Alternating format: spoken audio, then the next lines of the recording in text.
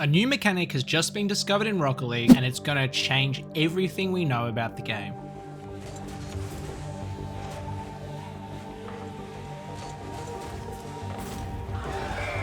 Now, it might not look like much, but trust me, this is going to change Rocket League forever. Now, this mechanic is called the Jedi Pass because it was created by a player known as Jedi Joe, and Jedi is a principled man, one who knows that a pass is one that is to your teammate's advantage. However, the special thing about the Jedi Pass is that it's to your opponent's advantage, allowing them to score on you straight away. And this is important because if it was your teammate who you were passing to, they would probably miss this open net, and eventually you'd get scored on anyway. So instead of wasting all that time, the Jedi Pass allows you to get scored on as quickly and efficiently as possible. Now you're probably thinking this mechanic is pretty great so far, but you're asking yourself one question. Is this actually a new mechanic? Well, to answer this, we have to go back a bit. Back to the very first season of the pro Rocket League scene known as the RLCS, in a match between Flipside Tactics and Exodus.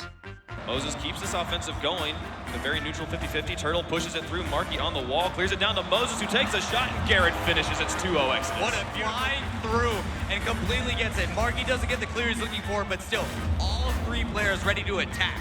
Now, this is one of the very first examples of a Jedi Pass, and as you can see, it's extremely similar to Jedi's clip. The pass is directly to the opponent's advantage and leads directly to a goal. And this is the earliest example I could find of a Jedi Pass. But this is far from the last example. We only have to go forward to April 10th in 2023 to see this example from First Killer. At 0 in Game 5 to put K-Corp in this spot.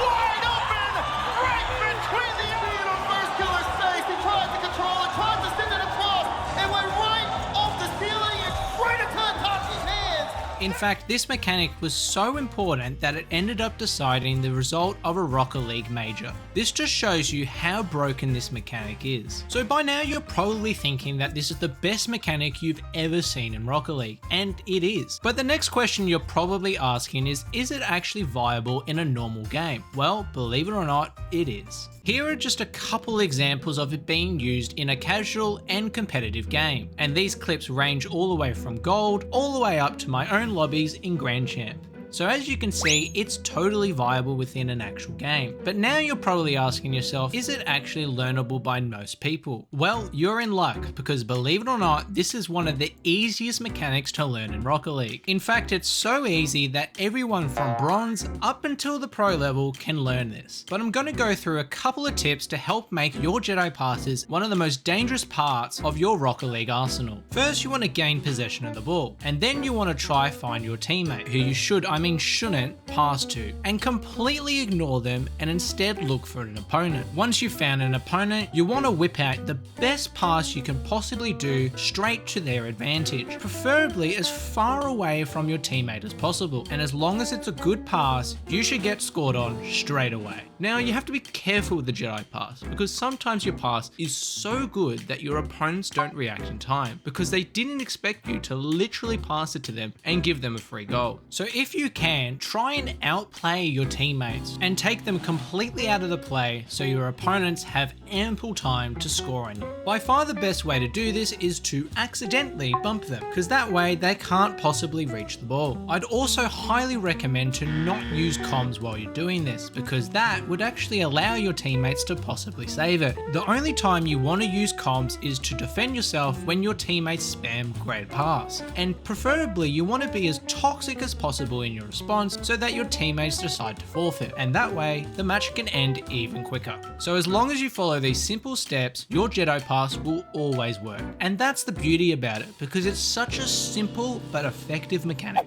Surprisingly, in spite of all of this, people aren't using the Jedi Pass enough. If they were, there wouldn't be so many sweats up in the higher ranks, now with a crippling addiction to a game about car soccer, unable to touch grass. So if you want to D-rank as quickly as possible, uninstall the game and then touch whatever this is, look no further than the Jedi Pass. Trust me, you won't regret it.